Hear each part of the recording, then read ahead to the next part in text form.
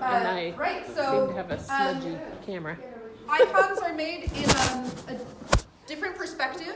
They're in an inverted perspective. The point of this is that we are what is in abstraction as opposed to the icon. So the image of the icon is made in such a way to indicate that we are the lower dimensional, not like in a sort of sci-fi way, but like, flat images in 2 dimensions, but the icon, the way that we depict it is in such a way to remind us that we are only existing in 3 dimensions, floating around through time, and they are existing eternally and with God above all of that. So the point of the perspective is to remind us that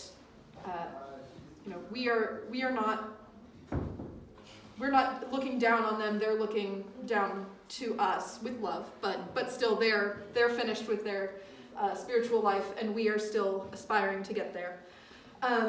So part of that in the style is that the eyes are very large. These are eyes that have seen the illumination of God, and they have looked out into the world with love and seen the beauty of creation. Their noses are all very long and very thin. This is to kind of show like a seriousness and direction. And their mouths are very small because no evil thing has passed their lips. So they don't speak evil, they don't do anything evil. Their mouths are small and closed.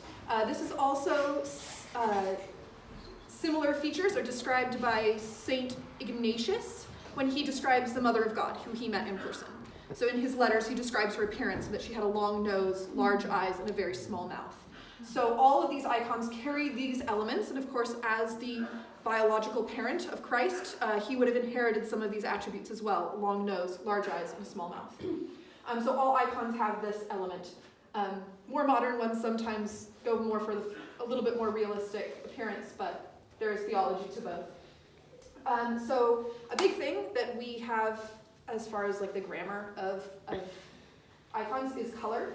So every color has a multitude of meanings, and so you can kind of like bring them together to try and understand it. So with Christ, you can see it up there, or I'm sure everyone has seen over here. He wears the inner robe is red. Sorry, I'm stumbling over words. I do that occasionally.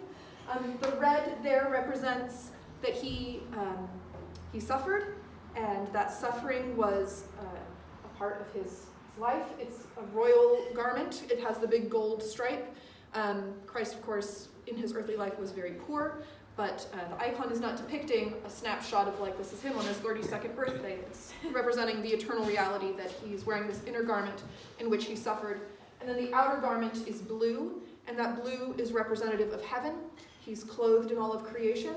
So the blue sky of heaven is sometimes, sky goes on forever, sort of idea that we have in iconography. And then over here, mirrored across from him, we have the Theotokos, and her colors are inverted from his.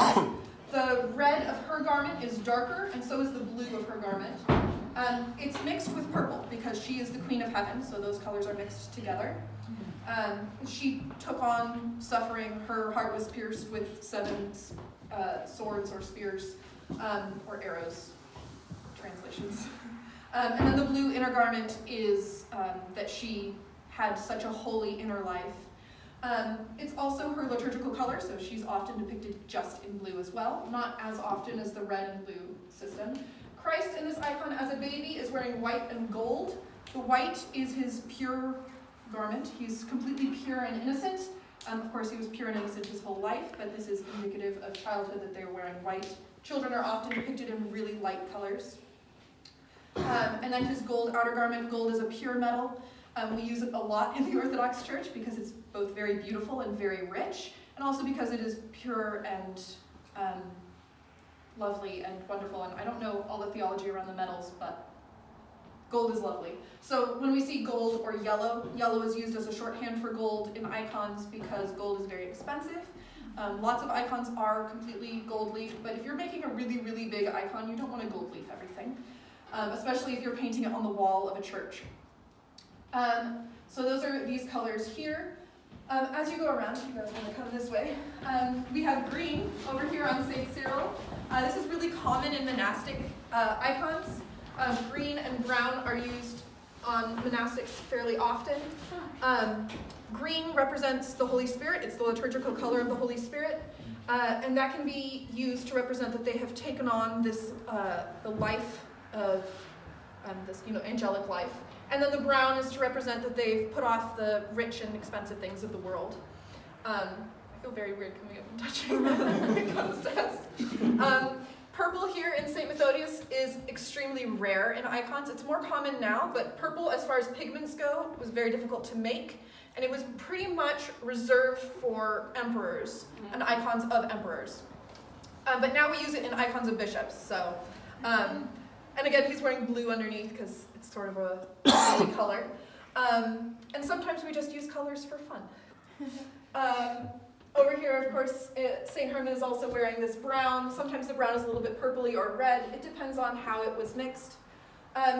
He does have, this is black, but it is not a pure black. In iconography, we very rarely, if ever, use a pure black. It's actually a dark blue, but it's meant to represent black. We only use black when we're communicating about demons, just pure black, or sometimes in shadows like here.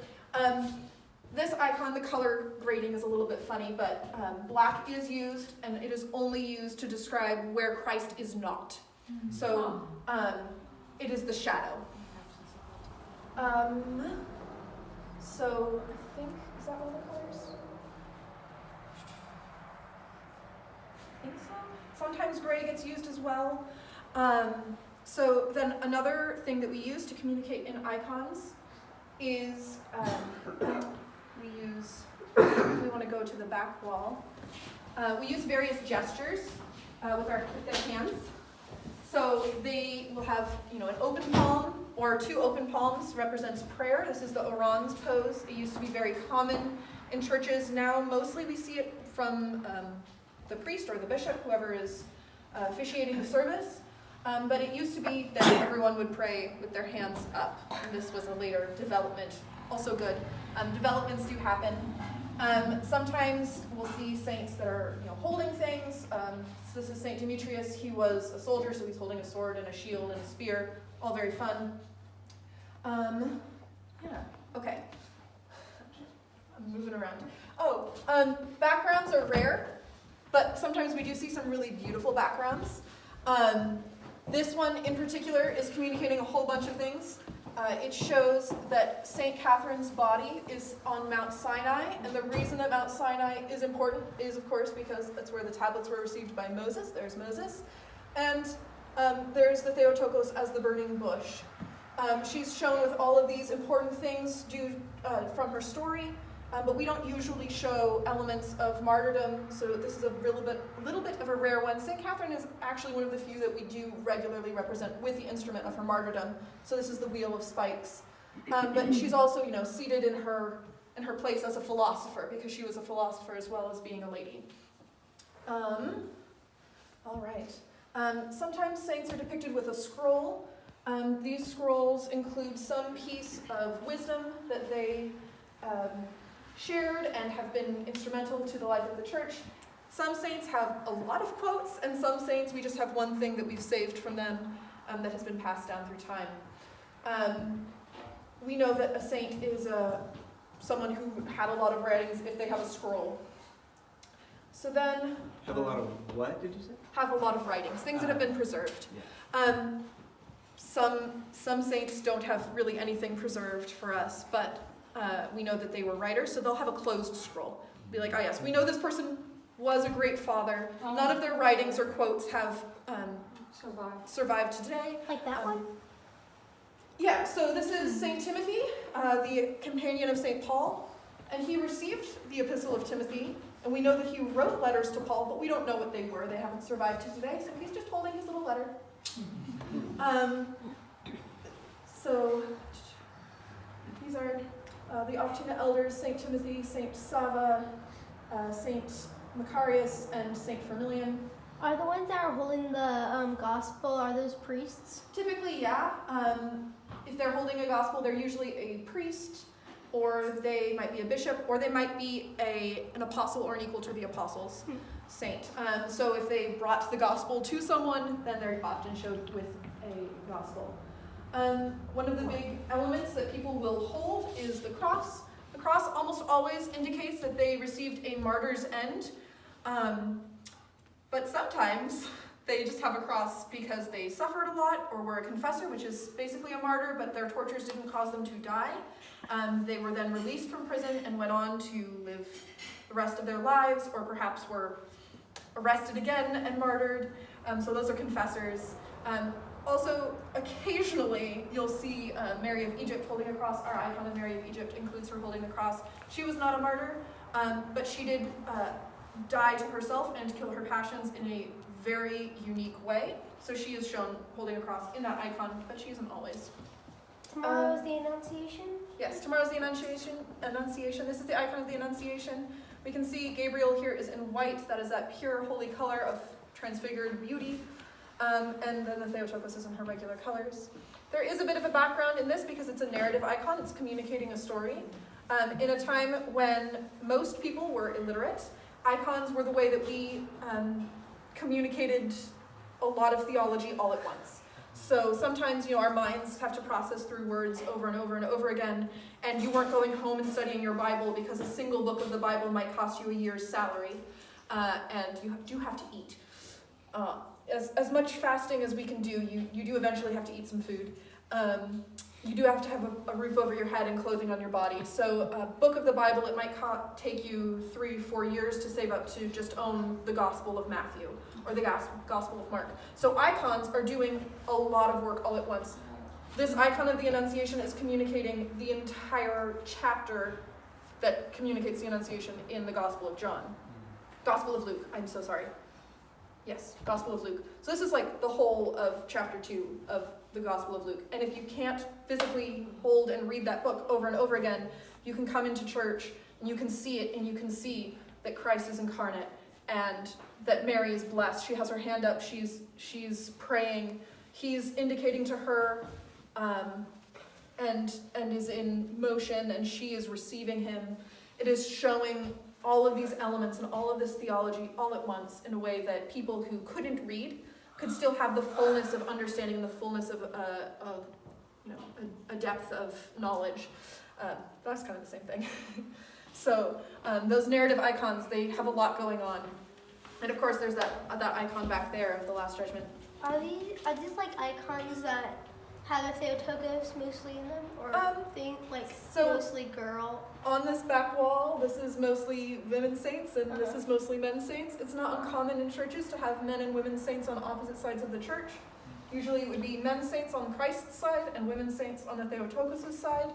And that's because historically, women and men would sit separately from each other, and this was both for safety of people, because then no one's flirting during liturgy, no one's receiving any unwanted advances, but it was also just for focus, and that was kind of a historical practice that we don't use anymore.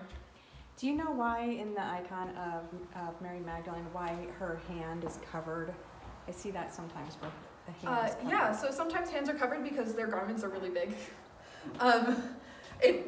She's holding here this bottle of myrrh, and her hand is covered. It's a sign of humility, so she's kind of covering her hand. She's not showing off. She's not like, oh, I'm the apostle to the apostles because I have the myrrh, because Mary Magdalene's title is the apostle to the apostles. They didn't believe her, which is why they went and checked for themselves. But she brought the good news to those who would take it out to the rest of the world. But she's showing her humility, that it's not by her own quality, which of course it was. She was the friend of Christ, but she's not saying like, oh, I was so important. But it's also, she's wearing a very large, modest garment. Mary Magdalene has a lot of stories attached to her as to whether or not she had a checkered past. But this icon could be indicating that she is a very humble and now a very modest woman. Whether or not that previous life is properly attributed to her. This is one of those icons where we see the cross, where the cross is not a prop. It's here because St. Helen found the cross. St. Theodora has a background. I love the backgrounds to St. Theodora of I like that one too. Silha. because she always has birds. They brought her Holy Communion. They'd come and steal it from an altar and bring it to her. This stressed the priest out so much that he found out where she was living. That he was like, we found a saint! And so she died. Not to be like... Was she a martyr? No, yes, sort of. So she was a nun. She was a nun very young, and her monastery was ransacked by the Ottomans, and she escaped. She rescued her elderly abbess, and they ran off into the hills. So she was a confessor. She rescued her abbess from the torment that they would have received. So I know that this little like circles all the way crosses. Yes, a lot of our saints are martyrs. Martyrdom is the only way you are absolutely going to be canonized as a saint. If you die for your faith, straight to heaven. So, unfortunately for us today, no one is persecuting us for our faith. There is no death sentence, so we have to actually live out a holy life. We can't just like one and done it. What was it? Who was St. Helen? This is St. Helen up here, yeah. Who was the other one? She's with Constantine. So Constantine is her son. He legalized the Christian faith. He didn't make it. It's commonly attributed to him that he made it the religion of the empire. He didn't. It was his grandson who made it the religion of the empire. Julian the Apostate came in and tried to reverse everything Constantine did. But then his grandson made it the official religion of the empire. That doesn't mean that there weren't any pagans. For example, John Chrysostom lived at a time where there was about an equal number of pagans and Christians, but paganism was dying out really fast because Christianity, unlike the pagan religions of the time, had social justice. And people really liked being able, if they were poor or they were sick, this is the time that the first hospitals were invented, the way that we understand them today, where you could go and get treated and be cared for and not have to, hire your own physician and have them live in your house. And, physicians would work for just one person at the time. So hospitals were founded around the beginning of the 5th century, end of the 3rd century.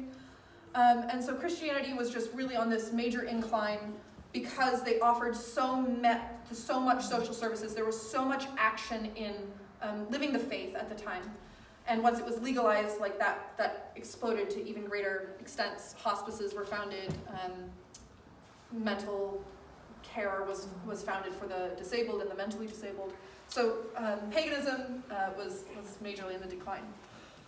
I read a story about Constantine where he had a dream, and Jesus said, "Put the sign of Christians on your shields, and you will win the battle." Yes, that's how Constantine eventually converted. His mother, Helen, was a Christian. She was a secret Christian.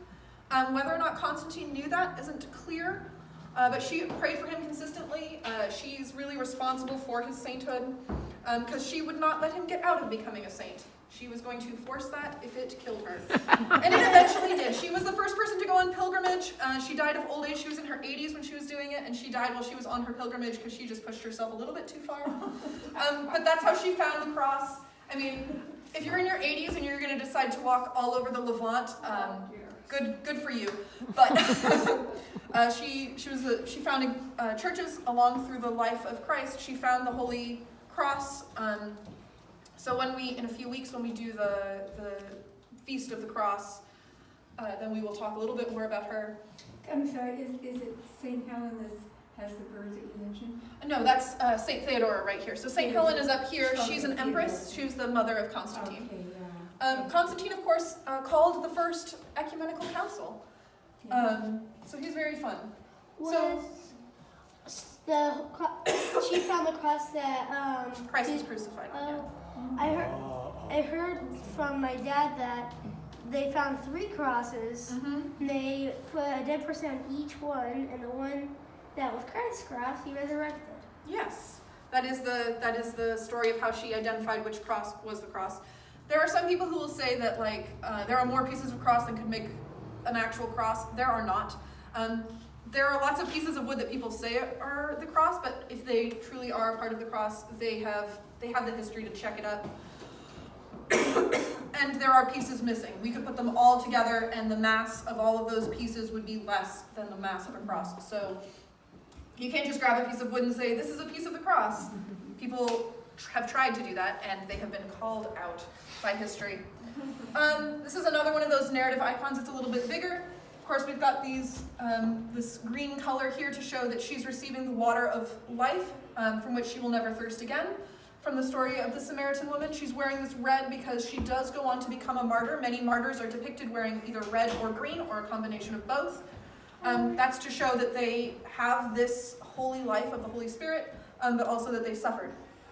I noticed over here there's three people at the bottom wearing Yes, Saint Barbara, Saint Dominica, and Saint Marcella are all martyrs. and she's wearing red too under Yes, red. Mary Magdalene is a martyr as well.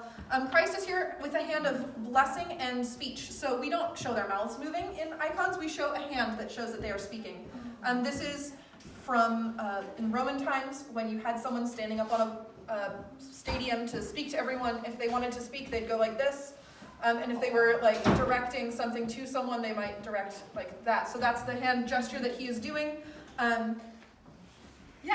So Saint Bridget and Saint Nino are equal to the apostles. So they are shown here.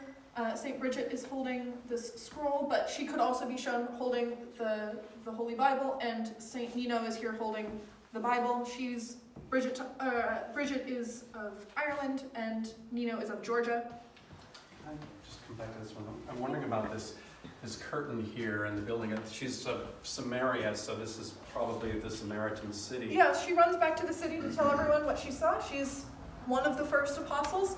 Many of the apostles who immediately respond to Christ that we see in the scriptures, especially in Luke and John, not to say that Matthew and Mark don't have a lot of women, but Luke and John did have this emphasis. A lot of them are women who went back to their communities and spread the good news of Christ. The Samaritan woman, Saint Photini, her name means light, like a photon. What is the name again? Photini.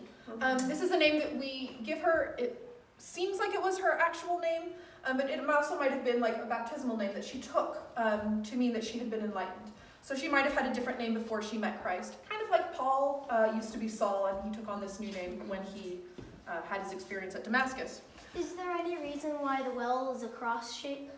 This is the well, Jacob's well, and probably because I don't actually know the reason why it's a cross shape. The water that is coming up is water of life, and the cross is the tree of life, so it might be connected to that, but I don't know for sure. I've seen it depicted still kind of as a cross shape, but kind of rounded, Mhm. you know. It also is a nice shape for a well because You can get 5 people can get water at once. So sometimes things are practical. Sometimes Christ does not have his holy name written into his halo. He'll just have these three stars. The Theotokos always has 3 stars on her as well. It represents her virginity before, during, and after the birth of Christ. Christ has the holy name of God, O'on, which means I am. It's more than I am. It is kind of I am who exists. I am the one who exists. I am the one who causes existence. So it's kind of this really rich way of saying I am. It's not the way that I would say oh, I am whatever. I'm an American. I wouldn't say O'on in that situation. This is a full sentence. I am. Is that Christ icon? Yes, this is Christ at the Last Judgment. He is holding the book of life. This is scripture from Revelation, but the icons of Christ where he's holding a book, he's usually not holding the Gospels. He's holding the closed book of life. It's actually kind of a scary image. There's no more repentance in those pictures. We are done.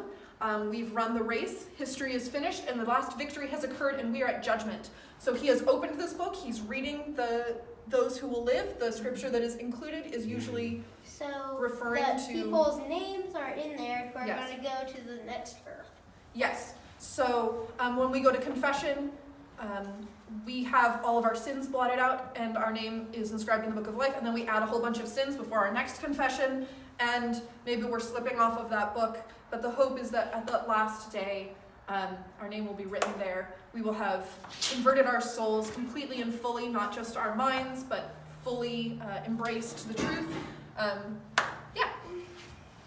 So sometimes saints have horses. If we see a white horse, it's St. George. If we see a brown horse, it's St. Demetrius. That's really the only difference. Saint Olga here is depicted fully as a saint, but she's of course Matushka Olga, who will be canonized later this year. Not all saints who are not yet canonized will have a halo. Over in the choir corner, Saint Sophrony does not have his full halo. That is because this icon predates his canonization. And so it's not drawn in, but you can see that there's kind of a shimmer and a shine that the... Oh, I get it. There's a line around and she only has a little bit of a halo. She's got a full dark line around here, but this I think is supposed to represent... This was made by a man who used to attend church here, and he now lives in Texas. And I think it's supposed to represent the northern lights, because she lived up in the Arctic Circle. She lived up where it was dark so much. I've also noticed that there's the hand of God blessing people in a lot of the pictures. Yes, in a lot of icons. this occurs when Christ communicates with people directly after his ascension. So if we see that going on, or before his incarnation, I'm sorry, my lungs are responding to Do you something. want to open more the window at the door? I can Because open the door. it's Have some light. affecting you. Yeah, sorry. Yes, so sometimes the hand of God, again, that's that speaking thing. He's speaking. In the icon of the baptism of the Lord, sometimes God the Father's hand is depicted. It's really the only major depiction of God the Father that the Orthodox Church generally has. Some Athonite monasteries, so monasteries on Mount Athos, do depict God the Father, and that's fine and up to them. But we in the OCA do not depict God the Father in any way. This is out of the Russians have said absolutely none of that. It's against their canons. There are slight variances in canons, not in dogma, between the different churches, and the OCA is a daughter church, an autocephalous daughter church of the Russian church. Why doesn't that icon the priest burning something? Oh, this is Saint Spiridon. He attended the First Council of Nicaea. He's not burning something. He was a farmer. He had no education. He was completely illiterate. And so he attended the First Council of Nicaea. They had to force him to become a bishop. So he's still wearing his little basket hat that he had woven himself when he was a poor little shepherd. And by little, I mean he was a career shepherd. And his old age, he kind of got grabbed by the local community and was told, "We're having you ordained as our bishop." So he got fast-tracked on that path. And so what he's holding here is a brick. There's no great metaphor for explaining the Trinity, but Arius was saying his shenanigans, insinuating that the Lord had been created. There was a time when the Son was not, and Saint Spiridon was so frustrated. This is the same council in which Saint Nicholas of Santa Claus fame slapped Arius across the face for his nonsense. This was not a good thing. Don't go about slapping heretics. He was briefly defrocked for this and sent home, and then everyone who was there received a dream from the Lord that and the mother of the Lord that they wanted Nicholas back, because while his actions had been inappropriate, they were warranted. But Saint Spiridon, hearing Arius just making a fool of himself, leapt up, picked up a brick off the floor and lifted it up, and he said, "The Holy Trinity is like this. It is the fire, and it is the water, and it is the earth of this brick." And as he said each thing, the fire leapt out, and the water ran out, and then the clay disintegrated in his hand. And there are other miracles related to Saint Spiridon at one point. So that only shows the fire then? And the water's running down his hand. He's holding a brick. Oh, He's holding the brick in his hand. So another time, Saint Spiridon is one of the first icons that I actually ever painted. At one point, Saint Spiridon stood up as well, listening to Arius. He was so frustrated, and he goes 3 in 1, and at each of those, his fingers shot lightning, according to this myth. And, a lot of the lives of saints, they have a mythological status. We share them for the edification of our faith, but they do They do develop as people experience the saints in their daily lives. Perhaps someone experienced one of these stories as a visual metaphor from the saint, and it has come down to us for our edification. Bishops and Athenites and such. Okay. Is that Saint Paisios the Athlete up there? This is Saint Paisios, That's my Saint dad's saint. Porphyrios, Saint Ephraim, and Saint Joseph. And he's in Japan, right? This same? These ones are all Athenites. No, but that one, Saint Raphael. Saint Raphael of Brooklyn Yeah. is an American saint. Yeah. He's holding a Bible. He might be a priest. He was the head of the American church. As well, is there any distinction for when a saint holds the blessing? Yeah, so when they hold the blessing up like this, this is the hand of blessing. It's not a speaking blessing. It spells out the initials of Christ. I, C, and then X, and then a C. So those are the initials of Jesus in Greek, ICXE. He usually has those around his head. It's not because it's particularly special, but because it's a shorthand for reading his name. Hey, it's a resurrection down there. Yep, there's a resurrection, the Holy Myrrh Bearers icon. Sometimes we throw a whole bunch of saints together. It's not because they actually knew each other in real life, but because they have similar stories. You can put any group of saints together. There's no restrictions. I see Saint David. I think. Saint Daniel. Daniel. So these are the saints of the Russian New Martyrs. And we've got a variety of older icons up there that need some care. Saint Daniel, Saints Luke and Mark. There should be a sister icon. We don't have one, of Matthew and John. As we go through, more saints. We sometimes see icons of saints that have a bunch of stories all around the outside. So this is the Saints of North America. This icon is, give me just 1 minute, and then absolutely. This icon is about to be made obsolete as we canonize more and more saints. So I encourage you, continue to make these icons obsolete. The OCA is calling for a new official iconographer to make their American All Saints of North America icon. Is this an Alaskan Eskimo? Yes, St. Peter is an Alaskan Eskimo. Yes. He's called St. Peter the Aleut. So he is a saint. There's also a couple other Aleut and mixed race saints in our lineup. Well, We have Matushka Olga is one, right? Of course, Matushka Olga. Saint Juvenali, the proto-martyr of America, had a companion. His name was not preserved for us, but a companion who was martyred alongside him. And then there's also Saint Jacob, who's back here, who his mother was Aleut and his father was Russian. That is the presentation of the Lord to the temple. Yes. So the thing about this is you'll have lots of little icon stories all the way around that we wouldn't normally have on their own. Can I ask you what university you I'd love to take a class from you. Homeschooling. Yeah. Ade, did you have a question? Fantastic. Yeah, about on a number of saints, the shawl with the cross. I'm wondering what that signifies. Like behind you, it looks like Basil, John, and Gregory. And Oh, yes. This is their bishop's mantilla. I think it's the mantilla. Sorry, my hair is falling down. This is their bishop's thing. It's basically the orarium that our deacons wear, but bigger and fancier.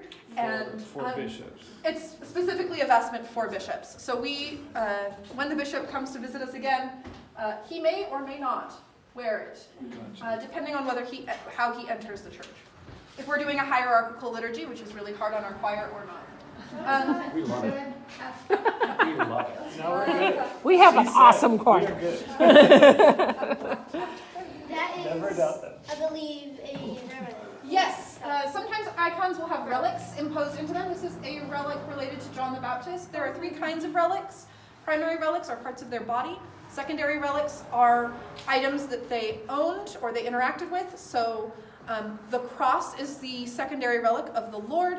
Other secondary relics of his, so the cross is all over the place, are the unseamed robe, which is in Georgia, buried underneath a church. So these are his main secondary relics that still exist today. So kind of like the basket hat. It's kind of a relic. Yeah, If you so found it. if we still had Saint Cyprian's hat, it would be his secondary relic. Oh. The third kind are tertiary relics, and these are items that have been blessed, connected to that saint. So if I take an icon of Saint Xenia and I go to her grave and I pick up a rock and I put that rock on the icon of Saint Xenia, that's a tertiary relic. It's just a rock from her grave. It's just off the ground. It's not really that big of a deal, except for that it came from her grave and it is blessed by our faith. So this is a relic of John the Baptist. It's probably not a primary relic or a secondary relic. Probably your tertiary relic, but who knows? I don't. That is another story one. Yes, this is the resurrection, but there are crucifixion icons all the way around. Saint John of San Francisco was the Archbishop of America at one point. He's holding the church in which he is interred at the moment. So sometimes saints are depicted holding churches or monasteries or other such related buildings. And that's kind of to either represent, one, they built a church or monastery, or two, they are in said church or monastery. Like over there. Yes, they are holding an icon over Valon. That one's, I think, if that is the right saying, yeah. then he made that one. Yes. He made Many of them make their monasteries. Could I ask about, when did you say he was Archbishop Of San Francisco, yeah. okay, about what time? I'm sorry. He died in the 80s. 1966. Oh, okay. Oh, he was canonized in the He was 80s. canonized in the Sorry. 80s. So yeah, he was born right at the turn of the century into the 20th century. I think just before. I think I'm exactly 100 years younger than him. Fun fact. But he was born in what is now Ukraine, but he was a Russian. And then he moved all around. He ended up in Shanghai as their bishop. He was running an orphanage. And then they were forced to flee under the communist rebellion of the 50s. He came to the Philippines. He brought all his orphans with him. Many of them are still alive today and remember him. He also worked in France, and he... Was he a bishop? He was, yes. He was the Archbishop of Shanghai and San Francisco. I like his name. And Paris. He was responsible for the development of the Western Rite. So you can go to Western Rite churches. They're under either Antioch or Rokor, the Antiochian ones. No shade to the Russian ones, but the Russians are definitely like Eastern Rite is the best. So you should become Eastern Rite, but we'll let you be Western Rite for a while. What's down here? This is his. So this whole thing is his panagia.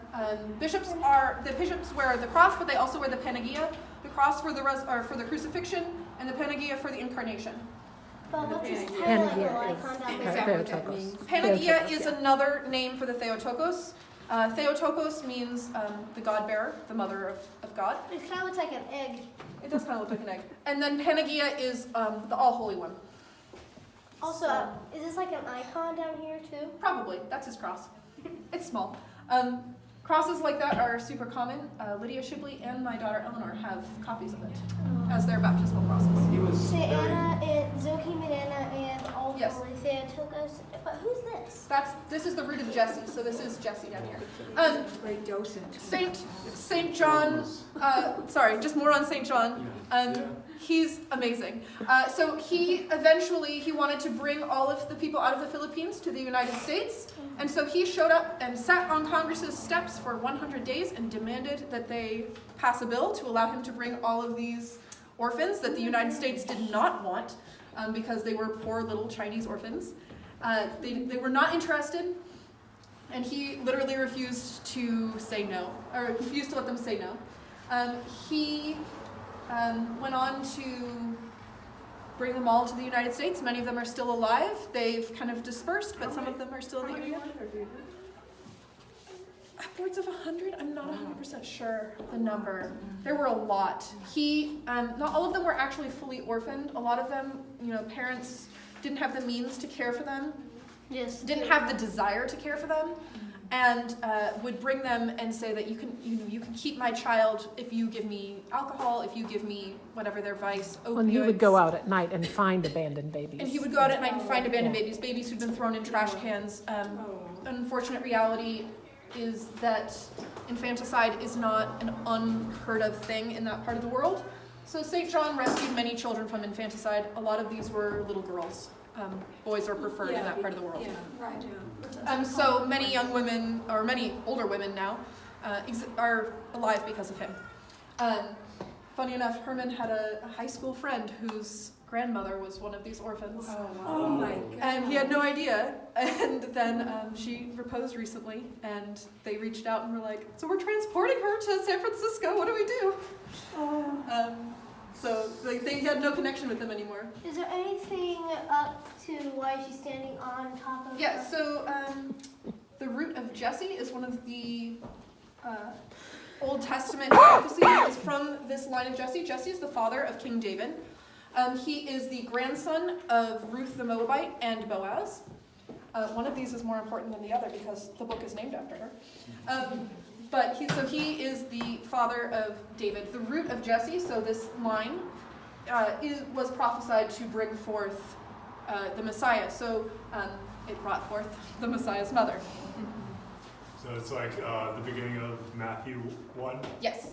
Yeah, so Matthew 1, and there's also another genealogy of the Lord in another gospel. Is this so cute Maybe in Luke, that maybe too? John. No. No, this is Aquila and Priscilla. They were a married couple who were apostles together. So the apostles, obviously we had some equal to the apostles that were women, and Mary Magdalene, the apostle to the apostles. Not all the apostles were men. The Lord was really revolutionary in his time because he had female followers and he valued them as people. And this is part of what drew people into the faith, especially women. The first 300 years of the church is a story about women asserting themselves and literally dying because they would rather the Lord than a husband. Is there anything special about these backgrounds, or is that just Sometimes we put architecture in the back of things. It usually denotes that either they lived in a city or that they're connected to a temple, especially in these like Old Testament ones. I've heard this? I don't know if it's a true story, but Mary was like a nun, pretty much. Sort I of. heard. So Mary in the icon. That one right there. The Yeah, very right next here. one. Thank you. I was looking up at the altar up there, but right here.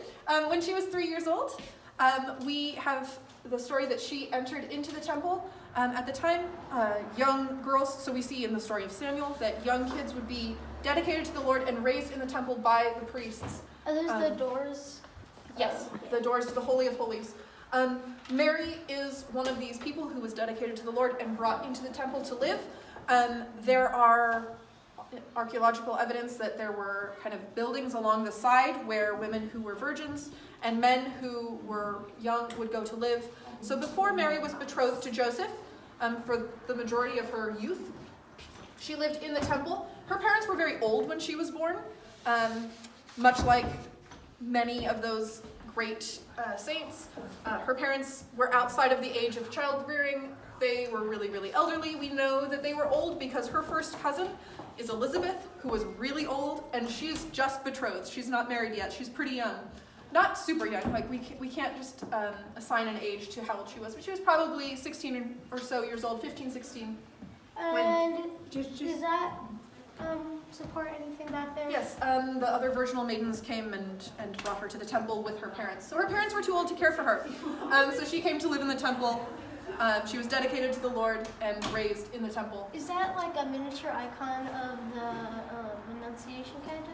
No. No, what is that? So when she arrived, the priest who was there, by some accounts, is Zacchaeus, her uncle.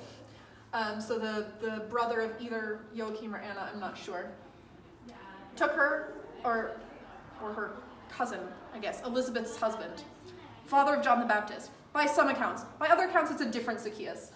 Or Zachariah, I'm so sorry. Not Zacchaeus, Zachariah. Zacchaeus climbed So many into a names. sycamore tree. Zacchaeus did climb a sycamore tree. He took her in. He was the high priest at the time. High priests rotated in this period under Roman occupation. He brought her into the Holy of Holies. which is, mirrored. Whether or not this actually happened, we get this story from the non-canonical book, the Gospel of James, or sometimes called the Proto-Evangelium.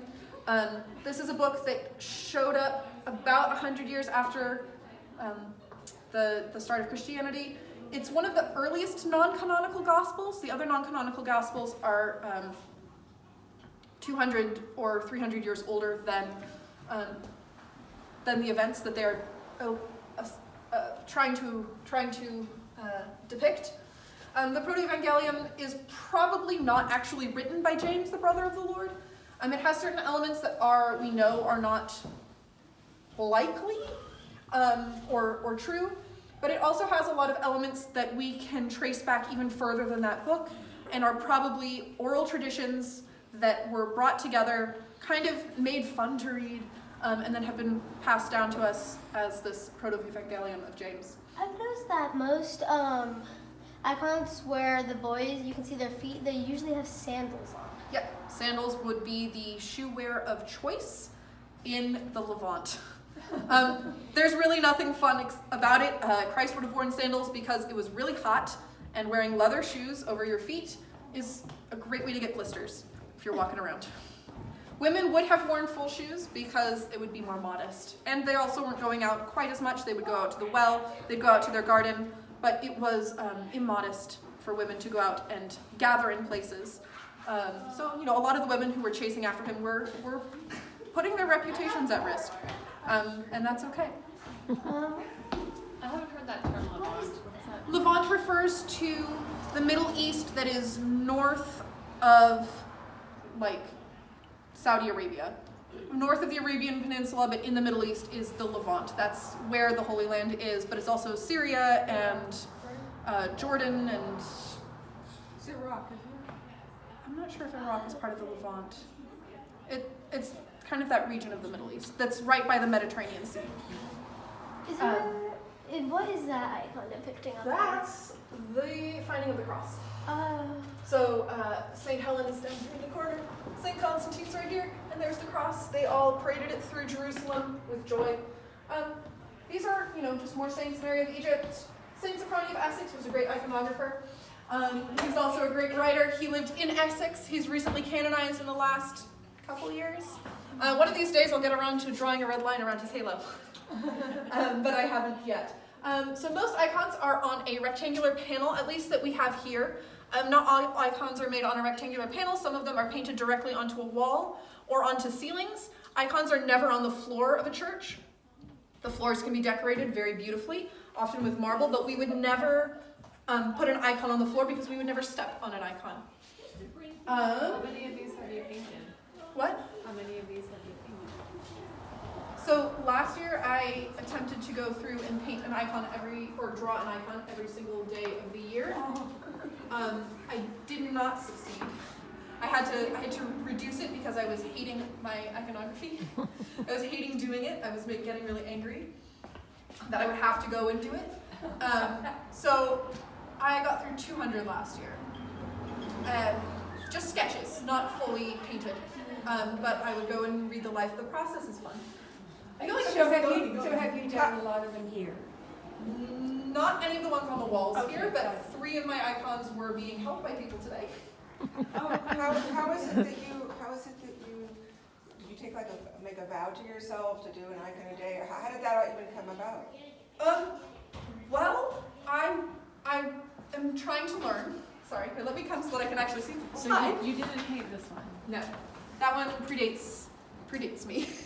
But you're gonna add to it? Yeah, I'm gonna add that red line because it was before he was canonized. Okay. He's been canonized since. Yeah. You can still kind of see its halo. You can see that the iconographer had faith that he would be canonized. So they created that extra shiny bit. They polished the gold in that halo around his head. But he had not yet been canonized. And we had a very lovely monk here, Father Seraphim of Aldea, and he did his PhD studies on the work of Saint Sophrony, and he was very frustrated with us that we would have this icon. This was back when I was not even a catechumen yet. We became catechumen just afterward, so like 10 years ago. Why would he be frustrated? Because we were supposed to have an icon. Okay. Saint Sophrony was very strict in that you should not have an icon of someone who has not been formally canonized yet. I disagree with him. I always like this icon. Yeah, we can talk about that. So then we do sometimes have icons that aren't rectangular, like this lovely icon of Christ on the cross. This is an icon that we use. So it comes out for the Holy Week services. Sorry. Bye. Sorry that I just keep talking. I love talking. This comes out for the Holy Week services. He comes up and down. What do you mean he comes up and down? Oh, He nails comes come off of the cross. oh, okay. Let me not take the nails out. No. But the nails do come out, and we... I'll have his cross right over there. Yes, You we venerate the do... cross, and then, like, the third day you put the Yes. thing back We on. participate in the... We participate ritually in the crucifixion in that moment. So time is complicated. Yeah. Time is kind of a complicated thing. So the service, we are participating in that actual Last Supper. We are mystically there when we receive communion, even though we are physically here. So when we do the Holy Week services, we are mystically and spiritually present at the foot of his cross. This icon, the icons themselves are not just works of art. They are not just communications of theology. They are ways that we are able to participate with those who have gone before us. So the earliest iconography came out of an Egyptian practice to paint portraits of your departed family so that they could continue to be a part of your home. So the earliest icons that we have from this period would have developed within only a few decades of the apostles and their passing. So we do, according to legend, according to the story of St. Luke, he is the first iconographer, and he did so before the Dormition of the Mother of God, and she blessed his work. So... I'm sorry, go ahead. So these icons that we start to see starting in Egypt and then also independently in the Roman catacombs. So the catacombs were where they had church services. They would literally have them on the tombs of departed saints. We see icons and imagery coming out. Would you mind reminding me what the three symbols around are? Right. So this is this Greek word oon. This is I am, the name of God. So this is the Greek translation of Yahweh, which we actually don't know how it properly would be pronounced. Yes, oon, I am. Yeah. So What were those the earliest? yeah, those early icons. The earliest ones, you said of like, Early- at the time of right after Christ. Yeah, so early 2nd century, so early 100s, between 100 and 150, we start seeing in Egypt, and then probably between like 120 and 170, we start seeing it And those are in... preserved, we still have those. Yes, we still have some of them. Where are they? Where can they be seen? Mostly, so the ones that are from Egypt are made out of beeswax. They will melt if they leave Egypt. They will be destroyed. So they're at the monastery of Sinai, where St. Catherine's body is. There are other things at that monastery of Sinai. My patron saint's relics are there. Can you see it all online? Does they have good There are images? good ones. In fact, one of them is, there's a print, the really large Christ, where like half his face is calm and half of his face is angry. That's Is that out here? yes, that one originates from the 4th century, I think. It's not one of those really, really early ones, but it is still very early. 4th century is a long time ago. Yeah. Can you tell us about the one not painted by hands? Yes, this is the icon not painted by hands. This is kind of a exception to the rule, in that this one was made by Christ himself. The story of this one is that he was on the road, and a messenger from the king of Ephesus, or the Lord of Ephesus, came and said that his lord had leprosy.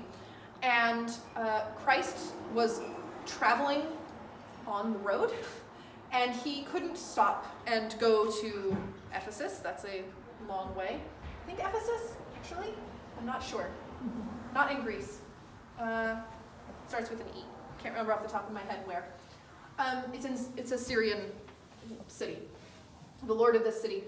So instead, he took a napkin and he wiped his face and he folded the napkin up and he gave it to this man, this messenger, and the messenger took it to his Lord and he opened it up. He saw the face of Christ and he was cured. And then he later on became a saint, was baptized and lived a saintly life. So that's the story of the icon not made by hands. It's a very similar story to in the Vatican, there's a image of Christ's face. They say it's part of his burial shroud. This may or may not be true. It does not concern me whether or not it's true. But the icon not made of hands is very popular. There's also a version of the icon not made of hands made by Saint Veronica, that she was on the road to his crucifixion and she reached out to wipe the beads of sweat and blood from his face out of love, and that became an icon as well. But this is the one of this king. And so this is the icon made by Christ himself. This is, of course, an image of it. That icon is now built into the walls of the city. It is still there, but it is not available for us to venerate. It's built into the walls to protect the people within. They wanted the protection during the Ottoman incursions. And it's still there. And it's still there. Yep, the wall. They can't find where it was built into the wall, so it can't be destroyed. And what city is that again? Is it the one with the E, starts with the E? It starts with an E, I think. That's okay, I can look it up. Yeah, icon not made by hands is what it's called. Saint Juliana is one of our great examples of a housewife who was a saint. She's a rich woman, but she was not anything special. She's a saint, but she was just a housewife, and she spent all her time caring for the needy and the destitute. She was not a priest, she was not an apostle, she was not a monk or a nun, she was just a kind woman. So she's a great image to us to show us that we don't need to be doing exceptional, have an exceptional title placed upon us. We can just be a good, kind person and receive sainthood. We can be Christ to others. I like looking at this one because it has the stories. Yeah, story icons are great because they share a lot of information.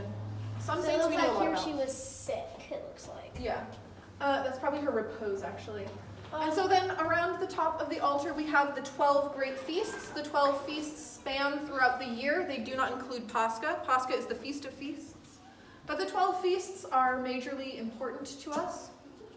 Does it start there?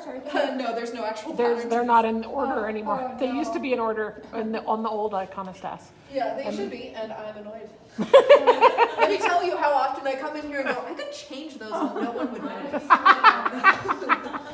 I could steal Herman's Wait a teeth. minute, that's supposed to be one, right? The first one? No, the first one is the Nativity of the Theotokos. Annunciation, right? Nope, No, Nativity of the Nativity of Theotokos. We Theotokos. start and end the year with the birth and death of the Mother of God. Because she is our frame of how the Lord came into the world. I think this is the one where she's reposing and that's the one. Maybe it's the start of the year with the Why did they mix them all up? the year beginning with the birth of the Well, The liturgical year begins in September. So I don't think September there is it doesn't have to be in order to be, they just all. September 8th is the Nativity of Mary. And then September 14th is the exaltation of the cross, basically when we commemorate the finding of the cross. The next one is the entry of the Theotokos into that temple, so that's over there. And then we have the Nativity of the Lord. I'm not sure if I'm missing one. Then after that, we have the baptism of the Lord. Then we have the presentation of the Lord into the temple. The baptism of the Lord and the Nativity used to be one and the same feast. It was all on January 6th, and now they are separate. And that's not an old calendar, new calendar thing. So, entry into the temple is Candlemas. Then the Annunciation. The Annunciation is the date to which March 25th is the date to which we ascribe the actual crucifixion of the Lord. We celebrate Pascha liturgically based on a number of criteria, but in the very early church they celebrated Pascha in a variety of different ways, but one of them was on March 25th. So tomorrow is one of the celebrations of Pascha. so there's Angel, Yes. Michael, there's Michael and Gabriel. Yes, On there each is side. Michael and Gabriel. They are two of the 7 major archangels. They're the most active ones that we see. But we also see St. Raphael in some of the books. What is that one supposed to be? Pentecost. This is one of the ones where we see the Holy Spirit as tongues of fire. Very exciting, very fun. But yeah, there's. Can you explain who that man is in the middle down below? Yes, please. That is wisdom. That's who? Wisdom. It's a personification of the elements of wisdom. But it's not Christ. It's not Christ. It might be Melchizedek, but it's also sometimes inscribed as Sophia, wisdom. Oh, yeah. So this is the wisdom of God. Was Saint Sophia a wise saint? Yes, but she was also named after the wisdom of God. Well, and in all the Psalms, wisdom is, and the Songs of Solomon, wisdom is personified as a she. Yes, because it's a gendered language, and Got it. it's a Okay. female verb, All or right. female noun. I've noticed that in this Christ icon, he has like gold and then red and then green. He has like a gold, Here's this gold stripe, yeah. and then he's got red, and he's got a green over This is her. blue, Blue. but the color kind of degrades over time. I'm not quite sure what else to do. There are icons inside the altar that are very beautiful. I have not been inside the altar because I have no business to be in there. There's a I'm not an altar server. There's a very beautiful one just right inside. Yes, that one is actually a miraculous icon. It came to us through miraculous means. It was smuggled out during World War II. But at the very back of any altar, you're going to have the Mother of God with her arms outstretched in this orange pose with Christ in her womb. This is called more spacious than the heavens. Christ, who was more spacious than the heavens and could not be contained, decided to be contained within her physical womb to become incarnate as man. So she is more spacious than the heavens. Her womb was the better throne. She is, of course, also the throne of God. There's a lot of beautiful symbolism in her being this throne of God. She's also called the unburnt bush because The unburnt bush, referring to when Moses saw God in the burning bush.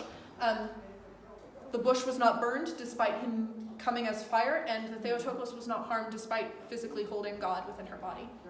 So he did not harm her in any way. Yeah. So he didn't burn, If you go in the Holy of Holies, you're just. yes. Consider, People who interacted with God in a way that they were not worthy of and that God did not give them grace to do. And none of us are worthy of interacting with God. We're all fallen.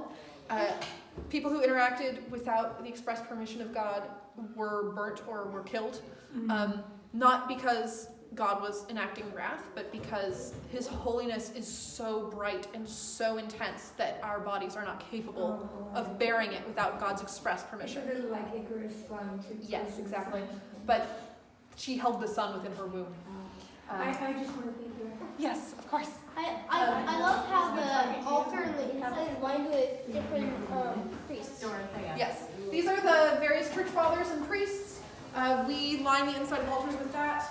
And I don't know as much about the inside of an altar because I've never been in one. And unless we build a very fancy church and I paint the inside of an altar, then I will have no business being in an altar. I know most of the altars. Yep. They have. I helped paint the inside blue. But this was before, the Museum was in there. And so women are allowed in the altar only under specific circumstances, but men are also only allowed in the altar due to specific circumstances. They're serving. They can't just go hang out in the altar. It's not a boys' club. Women are sometimes in monasteries, the altar servers, and then also sometimes they go in and clean, and sometimes they go in and paint. So lots of good reasons for a woman to go to the altar, but there are also lots of reasons that we don't. Men can also go in and clean, and they should be the ones going in to clean, because they're the ones in there. So I'm not sure what else to note. There are a plethora of icons. There are thousands and thousands of saints. Any given day you may have between 10 and 20 saints commemorated. And they all have icons associated with them. How many new saints do you think there are that are We assume that the majority of saints, we will never know their names until the resurrection. Right. But the church actually elevates them to that status of saint. So different jurisdictions are going to have them at different rates. There's usually at least 1 or 2 new saints every year. Greece likes to churn them out. That's because Greece churns out holy people. There's just, more holy people. I mean, there aren't. Not to be like flippant on Greece, but they have Mount Athos, and that's why they have so many saints. Mount Athos is just a saint-making machine. But the U.S., we're doing really well. You know, we're such a small number of Orthodox Christians, and since I've It could sound like an Olympic competition, the U.S. versus Greece. U.S. versus Greece, here we go. Who has the most saints? Greece has a major head start on us, but maybe we'll catch up.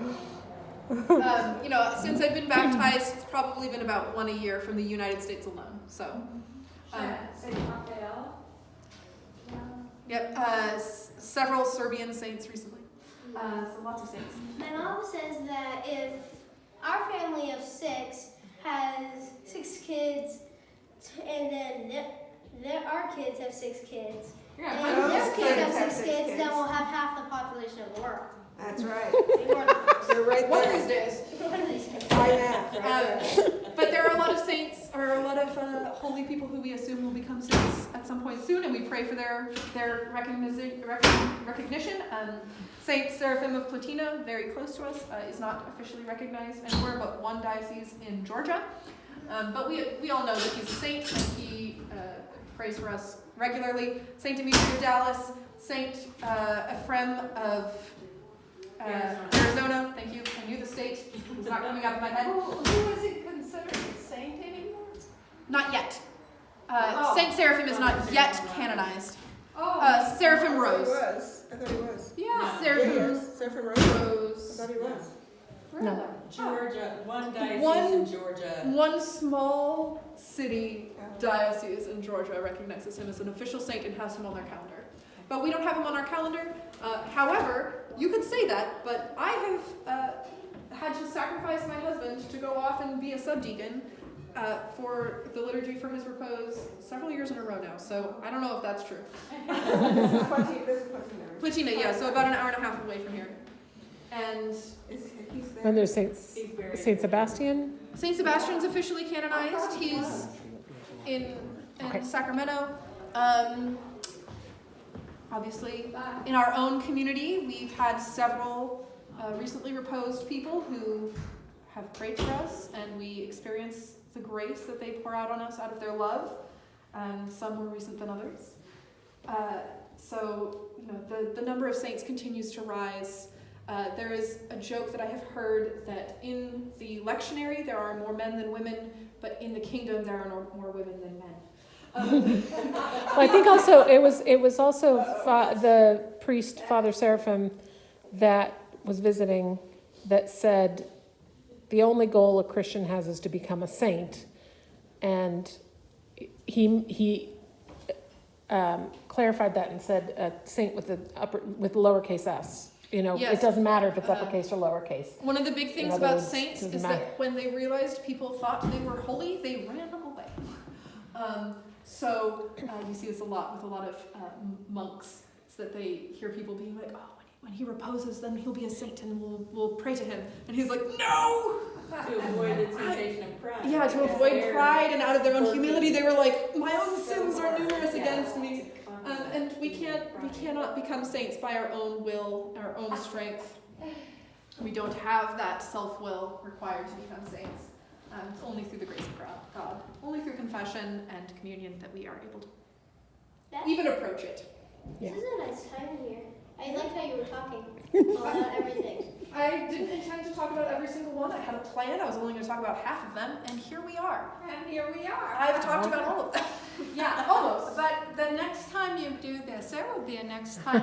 I'm gonna stop do recording. it